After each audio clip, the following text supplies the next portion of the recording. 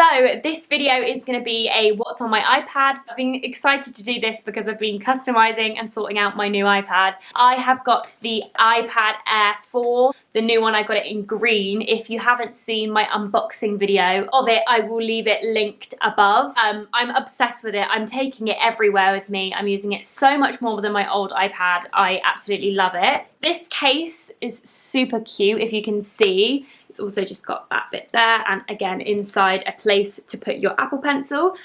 I got this from, what's it called, Caseable. If you're a student, they do offer student discount, which was why I got it from there. And I think they hand make all of them, and yeah, I'm really happy with it. So coming onto my iPad, let's see what's on it. If I just start screen recording, this is my home screen. I've got just this quote, which is my favorite quote at the moment, and that's "Don't quit your daydream," because I'm just a dreamer. When you first open it, you can use the Touch ID, so literally just click it and it will open. This is everything that's on my iPad. As you can see, the dock at the bottom, you can put any apps that you use regularly on the left side of the dock, and then the right side is just things that you've opened recently. If you can see, you've got widgets. If you saw my ios14 customization, this is how I've done the widgets, which was on Widgetsmith. On the iPad, unfortunately, you can't drag them onto the screen and move them around, which is a little bit annoying,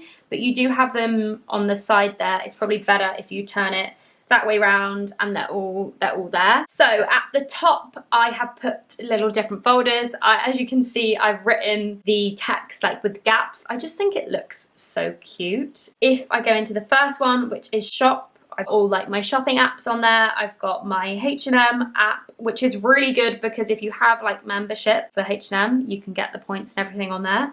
Etsy, which I'm using so much for gifts and things like that. Small business support. And again, Student Beans, which is where I found the website to get this iPad case. Then social, just the usual socials like Instagram, Facebook, Messenger. Pinterest here is where everything I got to make my iPad customized and aesthetic. There's so many pages like this, and I don't know if anyone follows Julia K. Chris, who's like super Apple queen. She has a Pinterest board on here and them all on her website. Again, if you just typed in Apple icon aesthetic photos, literally they all come up here and you can just scroll and save them. Yeah, there's loads on there, so just type in like Apple icons and they can come up. My Google Home, which if you are a Spotify user, I got my free Google Home from Spotify this year, so that's why I've got that. And then, yeah, just Facebook, Amazon Music, and Spotify. Then YouTube. I haven't actually got the YouTube app here because I've put it in my dock because it's just one that I usually just want really accessible. So yeah, I've got my YouTube tracker to track my way to monetization, so fingers crossed for me. I've also got the YouTube Studio, TubeBuddy, which is so helpful if you are a YouTuber or content creator. TubeBuddy is so helpful. Then I've got the reward style, which is where I get my affiliate links from. Milkshake, which is just a kind of website that you can put all your links on to put on your Instagram bios. Canon Connect app, if you have a Canon camera, it is so helpful. You can get everything transferred from your camera to your iPad or phone. You can also do something else on there, so you can kind of have a live view. So this could be like your viewfinder and you can see what's going on. So that's really good. Just quickly, I wanted to mention, I had a consultation with an Apple consultant over the phone. If you purchase a product from Apple themselves, which is where I got my iPad Air 4, I would recommend you do this if you're a student because you can get student discount off any products. I think it was like 10%, which is super helpful if you're buying something that's quite expensive. Yeah, so I had a free session with somebody from Apple and just wanted to share this because I thought it was really helpful. I wanted to find out a few new features that maybe I didn't even know how to use. I'm just not a wizard on technology, so I just thought it might help. So if I just quickly show you, he showed me how to split screen, and this is a new feature on the iPad Air 4. So for example, if I wanted to just open notes, or I was making note about something, or at school or whatever, got some nice song lyrics there from Charlie and the Chocolate Factory. Just slide open your dock. You can only split screen if anything is in your dock. I'll just quickly point that out. So if I wanted to watch YouTube at the same time, I'll just drag YouTube up into the middle and then just drop it, and you can watch a video at the same time. Same with like Safari. If I wanted to open Safari as well, I could do both. So I can do like, it's called multitasking, so you can just slide between, there we go. So you can just kind of like, if you slide up, you've got all your other tabs there, but then you can just keep writing. So if I wanted to just quickly go on YouTube, I could quickly do that, and it's all there for you. So I just thought that was pretty cool. If you did not know how to do that, I just thought I'd share with you.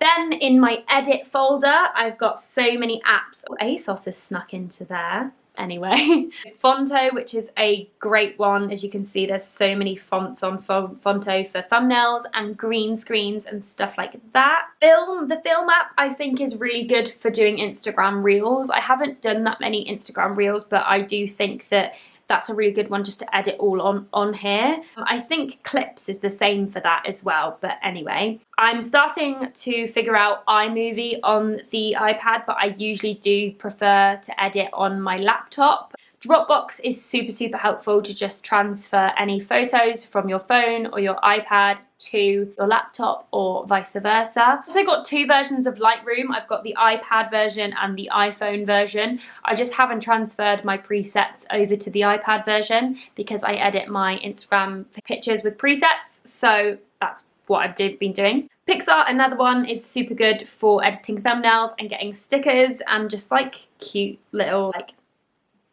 bits on your thumbnail. I always use for Pixar. I could use them on Canva, but recently Pixar is like the one I'm going to. Then I've got my work folder.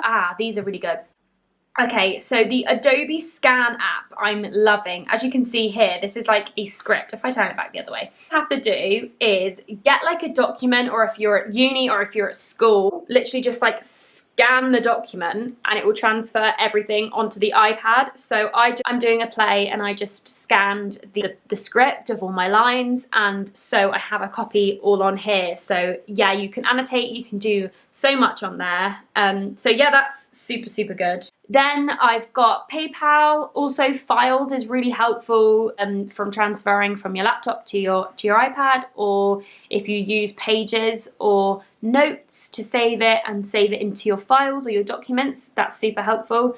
I'm using Pages and just usual Apple Notes to create notes. I know GoodNotes is a really good educational app that a lot more students use, but Pages and Notes is fine for me and works well with my Apple Pencil dupe. Then I've just got Mail. I also do have a VPN. If you don't have a VPN, research it. I've done a lot of research into why you should have a VPN, so that's what I've got. The unzip folder, again, is to make files smaller, again, specifically for thumbnails if you've done a lot of edit on them. Another one I forgot to mention on the edit, which I've put in my doc, is Procreate. I'm loving Procreate at the moment. It's so helpful. Then the TV, I've just got my usual go-tos on there. Apple TV is my favorite at the moment because you get Apple TV free with a new Apple product, so that's why I'm really making the use of that, to be honest. And then all of the apps that I've just put on my main screen, I've customized using the way I've done it before. Yeah, like I said, I got all of these from Pinterest. And then everything in my doc, I've just got YouTube because I want to open it really easily. Same for Procreate and the Google Mail app, and Notes. And then I've just got Safari and Messages. I have been using Messages. I'm thinking of changing it to WhatsApp because I use WhatsApp more than iMessage. Coming to this side, I've just got the usual go-to ones like clock, calendar, but again, I've done calendar and everything around here. So the apps folder there is just shortcuts, how I create those customized bits, settings, and just the boring ones in there. I've kept that on that side just in case I want to get to them quickly, because the only thing I would say that's annoying customizing them is when you click on Pinterest, it takes you through shortcuts then to Pinterest. But quite frankly, I just love the way it looks. So I see past that bit, and I love the widgets there as well. So I think I've whizzed through that, but that is everything that is on my new iPad Air 4. I really hope that you enjoyed it and there was potentially some apps that you didn't know about. Thank you so much for watching. Please subscribe if you want to see my Apple Pencil dupe review, and I will see you next week for another video.